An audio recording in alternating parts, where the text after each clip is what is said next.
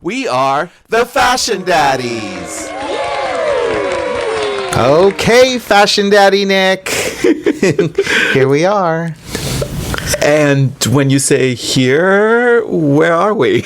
We are at our studio. Yes. Cute. Oh, is that my Emmy? Oh, Sorry. And my Barbie. Oh, sorry. we decorated for you. Oh, thank you. Yes. Is this a podcast?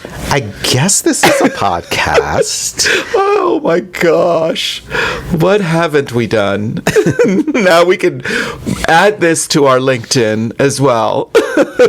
Yes, our inaugural podcast. Oh, very fancy. Yeah. It's a Fashion Daddies podcast? Fashion Daddies podcast. And what made you want to do that? Well, obviously we started out with Project Runway. Yes, we did. Yeah. And that was done. And we did it on Instagram and what's that called? That's TikTok? called TikTok. And the TikTok. And the TikTok. Right. Okay. So now we're going to bump it up. Bump it up. We're going to bump it up to the next level. Is that what the kids say? they bump it up? Going to bump it up.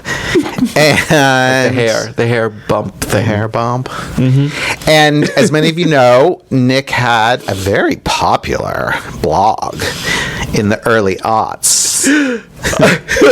Wow, you really are going vintage. Taking it back. Yeah, early aughts. I know some of you might have probably been 4. Yeah. Or not. No, we could have some OGs up in the house. That's true. Let me tell you that blog. Well, you talk about it. Yeah.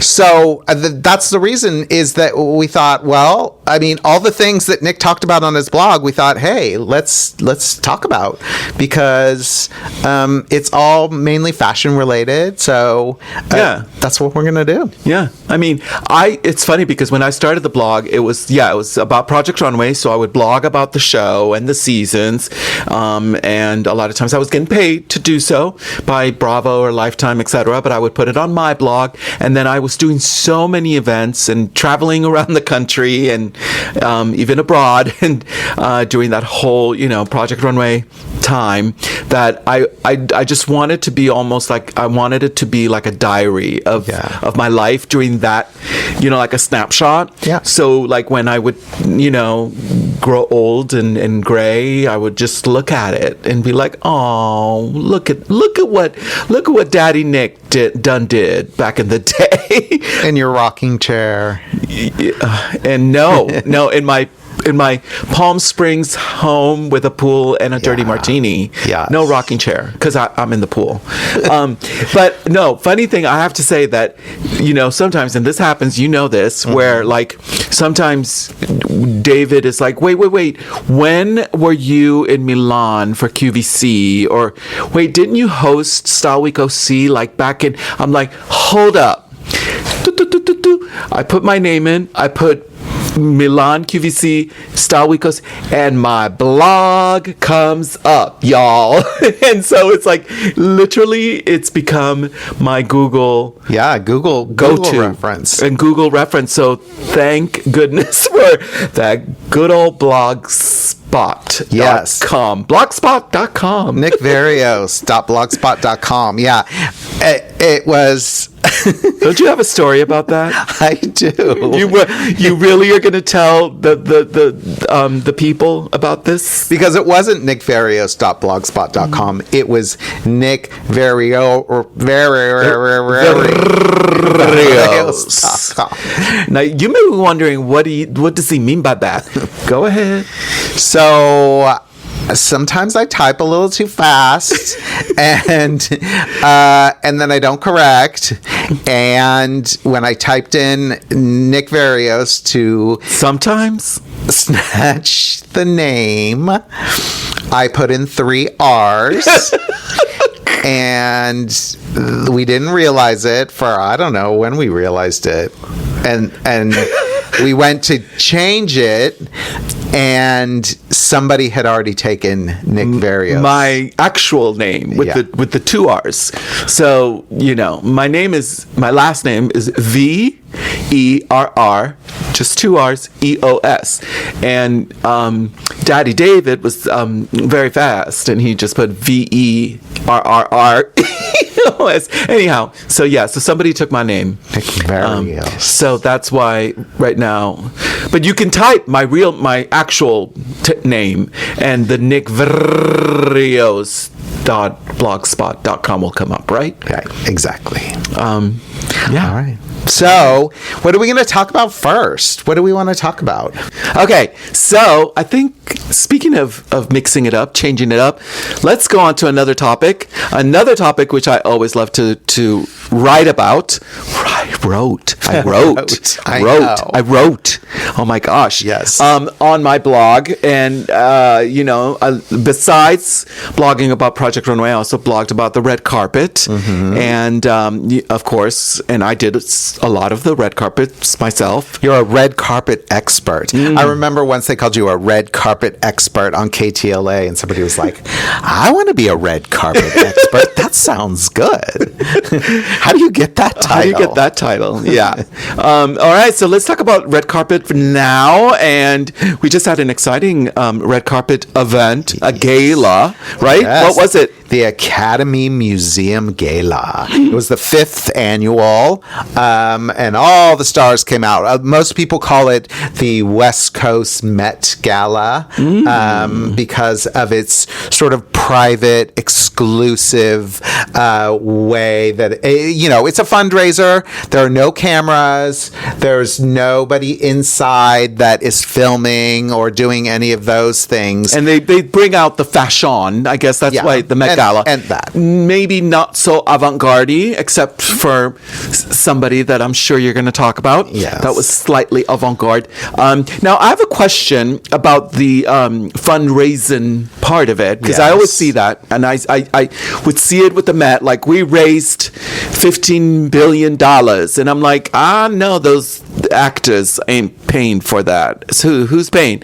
And I found out that it was the fashion houses that were paying for that, and they were inviting the celebrities who then they dressed to then sit at the table that was paid by Gucci. So then who is paying for the do you know? Like, I don't. Are you the know-it-all of this Academy Gala? Because I'm not going to tell you my sources, but I don't think that the actors are paying no whatever the ticket quote-unquote ticket price was for that. I'm sure they're invited by to get the publicity, and they raised $12 million. I know that. I don't know who invites them, but my assumption, like a Gucci or a Balenciaga or Versace buys the table at the Met, there would be maybe Sony Pictures, Warner Brothers, okay, huge production companies, Got Blumhouse, Spielberg's production Got company. it. I mean, that's what I would assume. I don't know. That's good. Okay, that makes more sense. Yeah. So besides raising money, which is really the purpose, what we're here for is the red carpet. Right. It's very nice that money is raised. Yes. But we're going to talk about the fashion, right? Yes. And of course, we have to start out with, the one that made all the buzz, as she always does, Kim Kardashian in Maison Margiela. Couture, right? Couture. From Glenn Martins, who is the new creative director. Yes. Mask and all. Mask and all. She was all masked up. And it was the look from the runway. That is the way the model wore it. Yeah. Thoughts? It made a statement. I mean, did I love it? No. I mean, I love it on the runway. I love the fashion of it. Right. And it was a great show. It was impressive of his debut collection. Yeah. And it's the whole wearing masks. That's a Martin Margiela code, house code.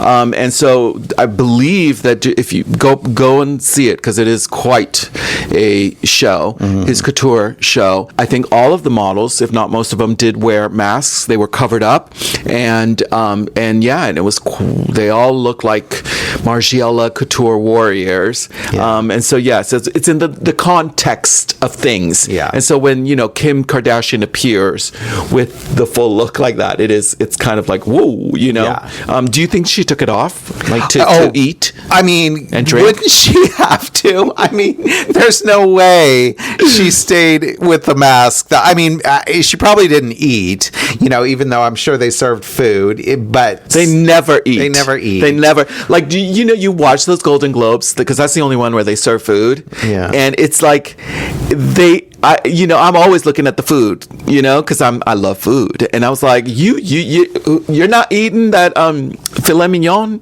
that dry chicken, because I'll eat it for you. I think they gave up. I think this year was the first year they're like, we're just gonna put sushi out. Like, we're over it. It was like crudité or something. We're not serving that because they're not eating. And then the funny thing is, then we see TikToks of these big celebrities at In-N-Out.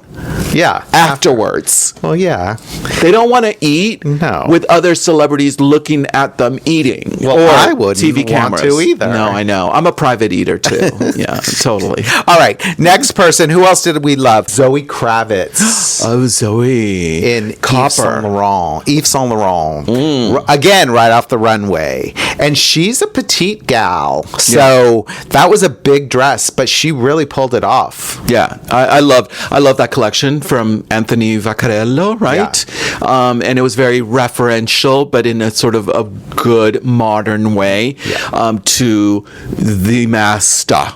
Yves Saint Laurent, his house coats, those gowns. If you look at like his infamous, iconic, famous Russian Ballet Russe collection, where he showed those gowns with the ruffles at the bottom of the hem. Now the difference was there were like 3 tulle crinolines under those gowns, and with this one, no, he just let that silk taffeta just hang, and that's what made it look modern, very light and modern. Okay, I also loved Elle Fanning in Balenciaga, which of course most people probably won't. It was very fashionista. Wait, I thought it was Valentino. No, I thought it was Bottega Veneta. Oh, sorry. Sorry, I'm so confused. But a lot of people did that. This whole sort of fringy situation. And I don't know if Valentino did it, but Bottega Veneta did. That's it. Bottega Veneta. And it was a thing. And very fashionista. A lot of people, I'm sure, won't like it. Sarah Paulson wore something very similar to the premiere of All's In, I think. That show. The Ryan Murphy show. And people, didn't love that either. But I loved it. Yeah, it's a look, and again, hot off the runway. She's so great. She can pull off anything. Okay, so again, who did it? Balenciaga by Pier Paolo Piccioli. Got it. It was his first collection for Balenciaga. Okay. He left Valentino. Oh, okay. So that's why I kind of remember. But it also did look like Bottega Veneta as well. I think I know. It's that sort of red fringe. Again, I think it's the new gown. A gown doesn't have to be a traditional gown. This is a more modern, chic way of doing a gown. And what's great is you have the whole gamut. You have still the women that are wearing the mermaid shape, the very tight, the beaded ones, and then now you have this, which is great. Kai Gerber was in Givenchy by Sarah Burton. Lace with the beautiful watteau. Oh the lace dress with the watteau back. I love that. That fit. I mean, first of all, she's 5'11". I mean, she's a model. She's a model. I mean, come on. I know. Can't really do wrong there. But she did. Okay, good choice. Demi Moore in Prada. I mean, she has been getting it right time after time after time. Just gorgeous. Just the ones where there's not a wrinkle in sight, and you wonder, like, how did she arrive without anything. Yeah, Like yeah. She was carried in on a cloud or something. A Mercedes party bus cloud. Yeah. I remember seeing that photo. Yeah. I mean, I loved it. It was one of my favorites. It was sort of asymmetrical. Yeah. But yeah, the corset was not a single wrinkle in sight. It was just like, again, it was perfection. Gorgeous. It was perfection. Okay, so now I'm going to mention somebody that's kind of unusual to mention. And I just saw the picture, and it was, I have to say her name because it's Lauren Miller Rogen, who is Seth Rogen's wife. I first saw her Mrs. Rogen. Mrs. Rogen. And I first saw her at the Primetime Emmy Awards, and she looked so gorgeous. And I was like, wow. And then I saw her again, and I was like, wow. And it is, I have to get my notes. Look at me. Get your notes. I'm not prepared with my get your notes. What does she wear? This brand. You tell me.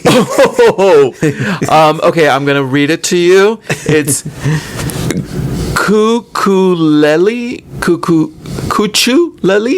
Maybe if it's Gucci. Kuchuleli Shaheen. Yeah. It sounds half Italian, half Iranian. It's a New York City-based design house founded in 2016 by married duo Anna Rose Shaheen and Anthony Cuculeli or Cuculeli.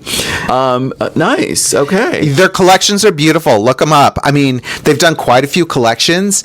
They actually put their prices on their website, and I think one of the coats was like $27,000. She's just clearly a fashionista, and what's interesting is that, you know, wives of celebrities, they don't always get to pick the best dresses. You know, there aren't fashion houses that are running after them, giving them gowns, but yet they have to stand there amongst all these movie stars. So for her to hold her own, to whether her stylist found this brand or whether she knew them or she's friends with them, I don't know, but she clearly saw this brand and realized, you know, it was great, and their stuff is amazing. Like I said, it's expensive. I mean, you know, $14,000 gowns, $24,000 coats. Basically, so it's all luxury. Custom. It's a luxury brand. And we must say, it's not just, you know, wives of celebrities that may not get the first pickings or A-list, you know, design houses or A-list stylists, but it's also the husbands of celebrities as well that may not. But I do think that they're getting a little more savvy, especially when they're showing up together for big events. And I have to note, I love Seth Rogen, the double-breasted.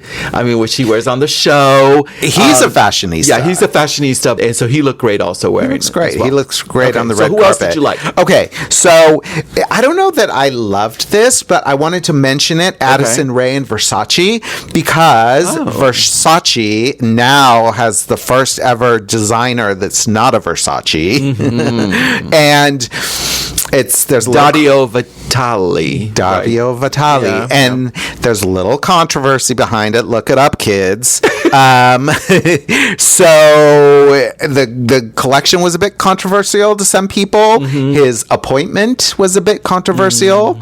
And so it's interesting that this red carpet look was a bit different. It had, you know, the bit of an essence of Versace, but it was not immediately recognizable as Versace, which so many of Versace's red carpet gowns, you just know it. You're like, that's Versace. So I don't know that I loved it, but I wanted to mention it just because of what it was and what it stood for. Okay, here's a couple that I didn't like. Oh, you're adding don'ts? Yeah, just a couple real quick.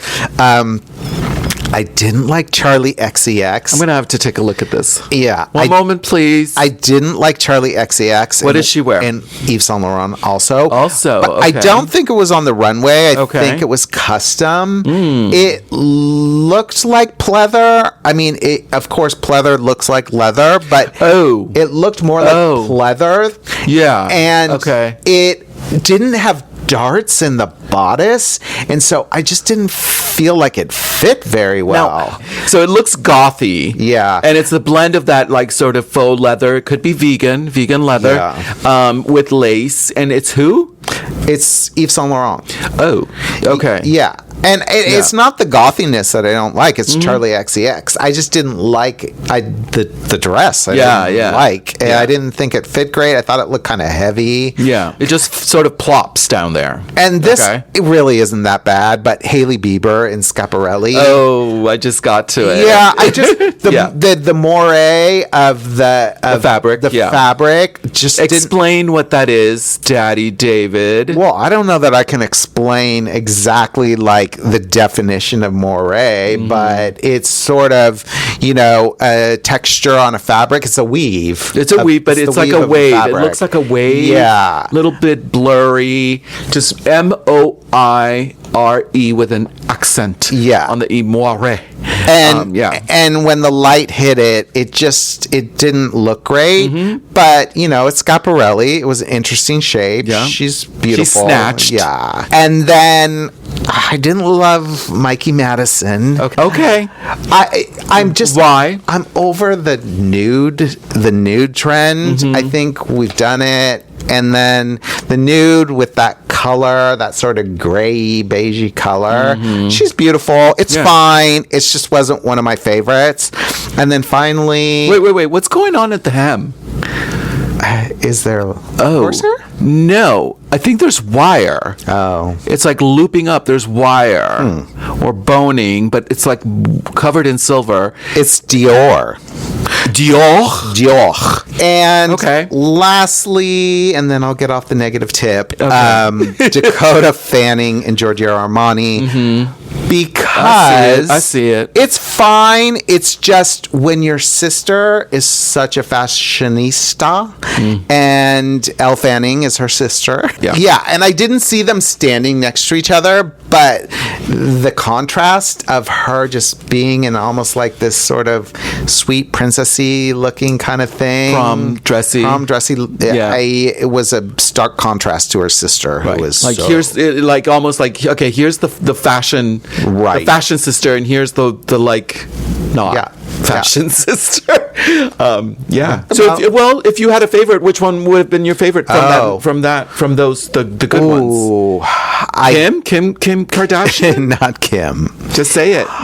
Since I am a bit more classic, even though I love the fashion element of it, I would write like popping into my mind is Demi Moore in the product. Good pick. Yeah, it had the right amount of fashion. Yes. With red carpet. Right. So it just was a perfect sweet spot. And not a single damn wrinkle. No wrinkles. No wrinkles. So kudos to the fabric. Yeah. So congratulations to Brad Goreski and team. That's her stylist. And congratulations to us. For what? Fashion Daddy Nick for our first podcast. That's it. We did it. We did it. Yes. That's it. That was so easy. Not. If you only knew. If the battery was going to die one more time. We had some technical issues. I would commit some sort of violence, technical violence. But besides that, don't forget to buy our new pattern making book. I hope you've all seen it. The basics of pattern making for fashion design. And where can they buy it? You can buy it on Amazon.com. And if you're interested in fashion, you look no further. It's all in there. 406, almost 500 pages, all color, illustrated, every single step. We're so proud of it. It's like, this is all you are going to need. Throw all the other old ones away. You're going to be so happy. And And stay tuned for the next podcast, hopefully coming soon, right? Yeah. What do you say? Like, share. Don't forget to like, share, and subscribe. Don't forget to like, subscribe, and share. To what? The Fashion Daddies podcast. Yes. We'll get it. We'll get it. Yeah. We have some Hey, to do. next time we're going to get some like really expensive batteries that last forever. Yeah. Bye. The Fashion Daddies is created and hosted by David Paul and Nick Varios. It's produced, edited, sound mixed, and scenic designed by David Paul. I'm just here to entertain.